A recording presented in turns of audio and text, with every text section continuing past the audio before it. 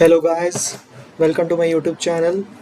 आज हम करेंगे एक डिटर्मिनेंट्स का question, that is system of linear equation का क्वेश्चन, जो कि जेई मेन 2026 अप्रैल में आया था। तो लेट्स बिगिन। यहाँ पर दिया गया है कि ये तीन इक्वेशन जो हैं, इन तीन इक्वेशन के नो सोल्यूशन है। यहाँ पर नो सोल्यूशन है और फिर पूछ दिया है इसकी वैल्यू क्या होगी, इस टर्म की वैल्यू क्या होगी, बीटा बाय अल्फ़ा। तो यहाँ पर इसको प्रोसीड करने के लिए हमें जानकारी जो चाहिए वो दो ही इन्फॉर्मेशन चाहिए है। आप देखो, जब भी डिटर्मिनेंट इक्वेशन आ रहे हैं ऐसे ही आ रहे हैं, सिस्टम ऑफ लीनियर इक्वेशन, तो ये आपके लिए थोड़ा इंपॉर्टेंट है कि आपको ये जानना ज़रूरी है कि कैसे सॉल्व होता है ना। तो यहाँ पर सबसे पहले हमें चार क्वांटिटीज़ निकालनी होती हैं, और वो चार क्वांटिटीज़ होती क्या हैं? तो चार क्वांटिटीज़ में से सबसे पहली क्वांटिटीज़ होती हैं कैपिटल टी। ये कैपिटल टी क्या होता है? ये एक डिटर्मिनेंट है। ये डिटर्मिनेंट बनता है डिटर्मिनेंट ऑफ कोफिशिएंट्स से। डिटर्मिनेंट ऑफ कोफिशिएंट से मतलब क्या है सर? डिटर्मिनेंट ऑफ कोफिशिएंट से मतलब कि सबसे पहला कॉलम जो होगा वो आएंगे एक्स के कोफिशिएंट्स, दूसरा वाला आएगा वाई के कोफिशिएंट्स, और तीसरा वाला आएगा जेड के कोफिशिएंट्स। तो यहाँ पर आप देख सकते हैं कि डी में क्या आएगा, सबसे पहला कॉलम क्या आ जाएगा? ये फर्स्ट इक्वेशन है, ये सेकंड इक्वेशन है, थर्ड इक्वेशन। मैं क्या कह रहा हूँ, यहाँ पे चार क्वांटिटीज जानना ज़रूरी है, और वो चार क्वांटिटीज़ कौन कौन सी है? पहली तो डी है, फर्स्ट डी है, उसके बाद हम लोग देखेंगे बाकी तीनों कौन सी है। ये जो डी होता है, this actually, how does this D, we calculate this D, this is actually coefficients का डिटर्मिनेंट निकालते हैं। तो कोफिशिएंट में पहले क्या करेंगे, एक्स का कोफिशिएंट लिख देंगे। एक्स का कोफिशिएंट क्या आ जाएगा? 1, 2 और 8। ठीक है, ऐसे ही क्या करेंगे हम लोग, y का कोफिशिएंट लिख देंगे। y का कितना है चेक करो, y का आएगा 2, 1, 4, तो वही लिख देंगे 2, 1 और 4। नेक्स्ट, z का कोफिशिएंट क्या क्या आ रहा है? 1 अल्फा बीटा, बस कोफिशिएंट लिखना है। ठीक है,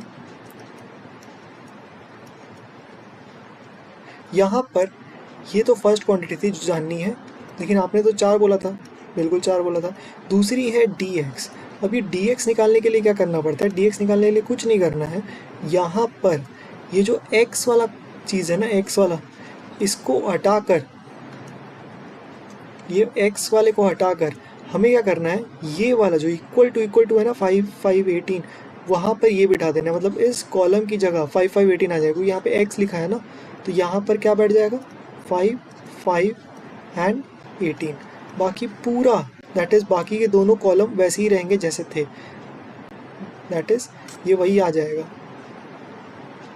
2, 1, 4 और 1 अल्फ़ा बीटा। ठीक है, आई होप समझ गए होंगे। और जैसा हमने dx के लिए किया था, कहने से dx के लिए किया था, वैसे ही अब dy के लिए भी करेंगे। और यहाँ पर ये दोनों कॉलम सेम रहेंगे, पहला और तीसरा सेम रहेगा। यहाँ पर आ जाएगा 5, 5, 18। ठीक है, और बाकी तो मुझे लगता है आप खेल समझ गए होंगे, क्योंकि आज के लिए उतनी ज़रूरत पड़ेगी नहीं बाकी के दोनों dx, dy और dz की। ठीक है, यहाँ पर क्या होगा, x और y के सेम रहेंगे, z की जगह क्या आ जाएगा? 5, 5 और 18। ठीक है, यहाँ पर अगर हमें दिया होता ज़ीरो सोल्यूशन, जो कि दिया ही हुआ है ज़ीरो सोल्यूशन, तो उसके लिए क्या करना होता है? d0 होता है उसके लिए। ठीक है, यूनिक सोल्यूशन सबसे स्पेशल केस है। यूनिक सोल्यूशन में क्या होता है कि यहाँ पर यूनिक सोल्यूशन के लिए क्या होता है, यहाँ पर यूनिक सोल्यूशन के लिए आपको बस एक ही चीज़ करना होता है, चेक करना होता है कि d अगर 0 के बराबर नहीं हो, d आप बता ही दिया क्या है। अगर ये 0 बराबर नहीं है तो हो जाता है काम। अगर d 0 के बराबर आ गया, फिर आपको जाना पड़ा आगे कि वो ज़ीरो सोल्यूशन वाला केस है या फिर इन्फिनिट सोल्यूशन वाला केस है। तो यहाँ पर इन्फिनिट सोल्यूशन वाला केस में क्या होता है कि dx, dy, dz तीनों के तीनों एक्चुअली आप देखो तो चारों के चारों ज़ीरो है।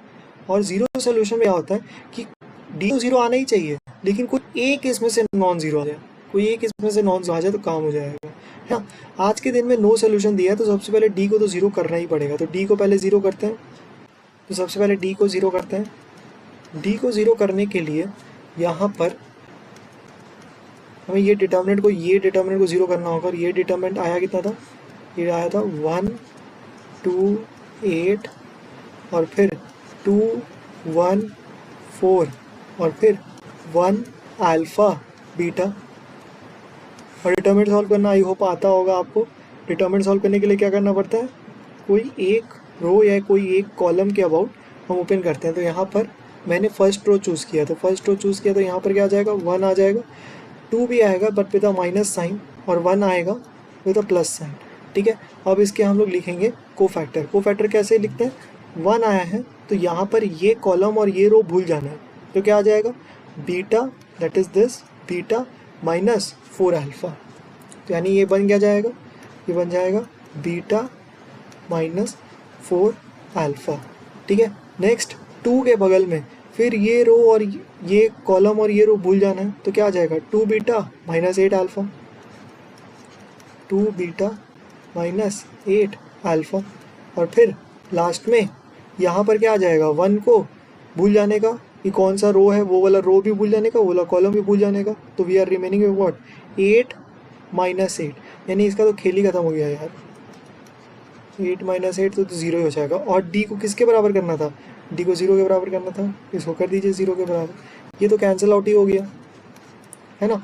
आपके पास बचा क्या, बचा मेरे पास बीटा माइनस 4 अल्फ़ा, और इसको भी कर दीजिए, ये क्या आ रहा है माइनस 4 बीटा, और ये क्या आ रहा है -2 को इससे मल्टीप्लाई करेंगे तो कितना आ जाएगा, प्लस 16 अल्फ़ा। और ये क्या आ जाएगा, इक्वल टू 0। ठीक है, अब इसको फर्दर इवैल्यूएट करो तो बीटा है और -3 बीटा, तो कितना आ जाएगा, -3 बीटा। -3 बीटा को उधर भेज देंगे और फिर उस साइड क्या आ जाएगा, उस साइड आ जाएगा 3 बीटा। और फिर यहाँ पर -4 alpha plus 16 alpha and it will turn out to be 12 alpha. तो यहाँ पर अब हम लोग बस अब अपना आंसर निकाल लेते हैं। यहाँ पर अगर 12 अल्फ़ा इक्वल्स टू 3 बीटा और बीटा बाय अल्फ़ा पूछा है तो यहाँ पर अल्फ़ा को उधर ले आइए, 3 को उधर भेज दीजिए। तो क्या आ जाएगा, beta by alpha is actually equal to what, 4। ये हो जाएगा answer, that is option 2 is the correct answer. यहाँ पर सर फिर हम लोग इन्फिनिटी वाला क्यों नहीं चेक कर रहे हैं, जस्ट फॉर दैट रीज़न कि डी 0 होना बहुत ज़रूरी है 0 सोल्यूशन के लिए। अगर यही 0 हो गया फिर हम लोग बाद में चेक करेंगे ये सब।